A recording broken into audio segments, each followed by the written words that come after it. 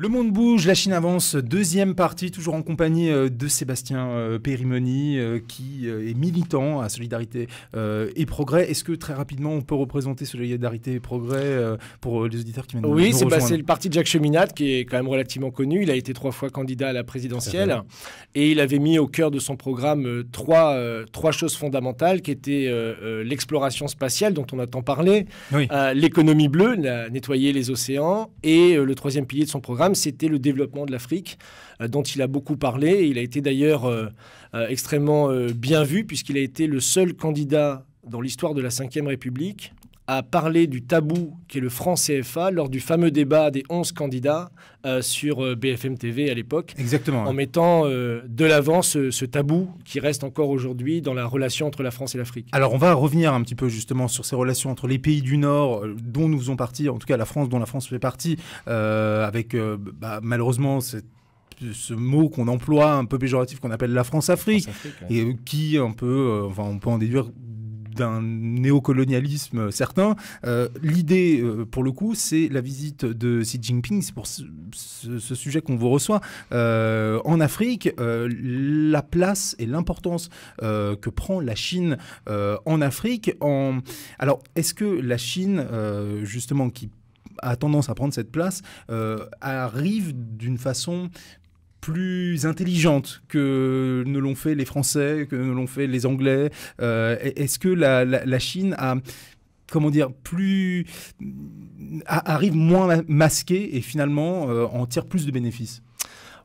Pour l'instant, je dirais pas qu'elle tire plus de bénéfices parce qu'elle investit énormément et disons sa stratégie est quand même une stratégie de long terme. C'est-à-dire que ces investissements qui sont très lourds dans des trains à grande vitesse, dans des barrages hydroélectriques, dans des ponts, c'est quand même des investissements qui sont lourds et qui rapportent à moyen et long terme. Donc c'est vrai qu'il n'y a pas une stratégie, je dirais qu'on a eu trop souvent dans la logique monétaire occidentale d'une volonté de profit à court terme et relativement important. Donc il y a déjà une intention qui est un petit peu différente. Et le deuxième point, c'est qu'elle n'avance pas masquée, disons, elle n'avance pas avec la même intention. C'est vrai qu'elle n'avance pas avec cette idée de paternalisme, justement, de vouloir donner des leçons, imposer des idées politiques, etc. Bon, évidemment, la Chine ne va pas imposer la démocratie en Afrique, vu que là-bas, il y a un régime unique. Donc voilà, évidemment, ça ne pose pas les mêmes relations, en tout cas. Oui. Et donc, c'est vrai qu'elle arrive vraiment... c'est un peu la méthode Trump, quoi. C'est fini la géopolitique, on fait du business. Exactement. On l'a vu dans la relation Trump-Poutine. Je veux dire, elle a dit, voilà, la guerre froide, c'est fini. Maintenant, on fait du business. Il y avait 400 Américains qui étaient au sommet de Saint-Pétersbourg, malgré les sanctions. Donc, c'est ça, le monde, il est comme ça. Donc, c'est une stratégie business, mais est-ce que ça commerciale. Alors, est-ce que ça ne fait pas du bien, justement, d'arriver non dénué d'intention? C'est-à-dire que c'est clair, on vient faire du business, mais sans promettre autre chose, et surtout, le fait de ne pas arriver masqué. C'est-à-dire d'arriver et de dire... On est là pour du business. Est-ce que ça fait du bien un peu à la géopolitique, notamment, parce que même si les questions de business, il reste quand même une question, ça reste de la géopolitique. Est-ce que ça fait du bien aussi à l'Afrique de se dire, bon voilà, on nous parle pour ce que l'on est vraiment, c'est-à-dire une énorme mine de ressources, et on vient faire du business avec nous? Je dirais que ça c'est un premier point. Puis il y a aussi un point que je pense qui est quand même très important, c'est qu'aujourd'hui, l'Afrique, de plus en plus, les pays africains, tout du moins, ou peut-être pas dans leur totalité, mais revendiquent une souveraineté, revendiquent une volonté de se développer. On l'a vu dans la conférence de presse entre monsieur le président du Ghana et monsieur le président de la République française, où il a clairement dit, voilà, nous, aujourd'hui, on ne veut plus être une réserve de matières premières, on arrête la politique d'aide au développement, on va devenir une société manufacturière. C'est-à-dire qu'on va transformer nos matières premières. J'ai rencontré justement le responsable de l'ambassade du Ghana la semaine dernière qui me disait, voilà, nous, on a du cacao. Avec la Côte d'Ivoire, on possède tout le marché. Exact. On peut faire des huiles pour le corps, on peut faire du cacao, évidemment.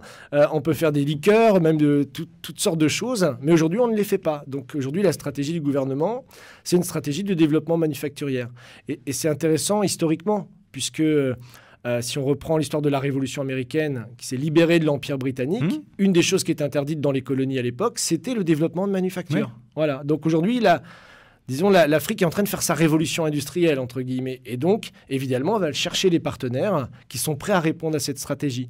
C'est-à-dire qu'il y a à la fois la Chine qui vient pour aider, mais il y a aussi l'Afrique qui change et qui veut qu'on l'aide pour développer ses infrastructures. C'est-à-dire il y a une émergence de la souveraineté africaine. Et ça, je pense que c'est quelque chose qu'il faut vraiment insister sur ça.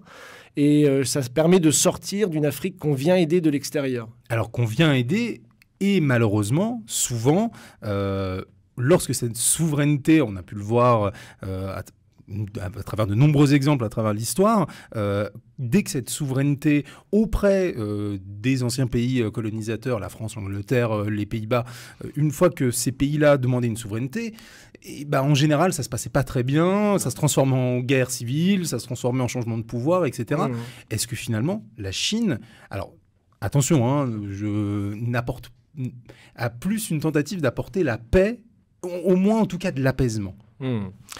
C'est clairement, de toute façon, on a peut-être du mal à le concevoir, mais le nouveau paradigme des nouvelles routes de la soie, c'est vraiment l'idée d'un monde harmonieux, comme dit souvent Xi Jinping, et justement de sortir de la conception économique qui a tant prévalu du jeu à somme nulle. C'est-à-dire, en gros, il y a un gagnant, il y a un perdant. Le rapport de force, la compétition permanente, la concurrence permanente, et un coup on gagne, un coup on perd.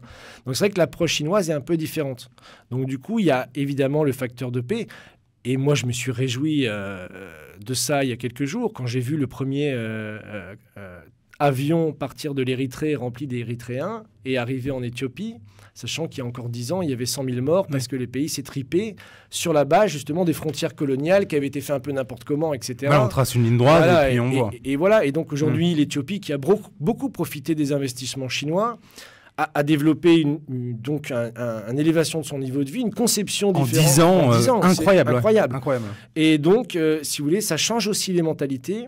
Et on voit que les adversaires du passé peuvent devenir des amis aujourd'hui. Ce qu'on appelle l'esprit de Singapour aujourd'hui.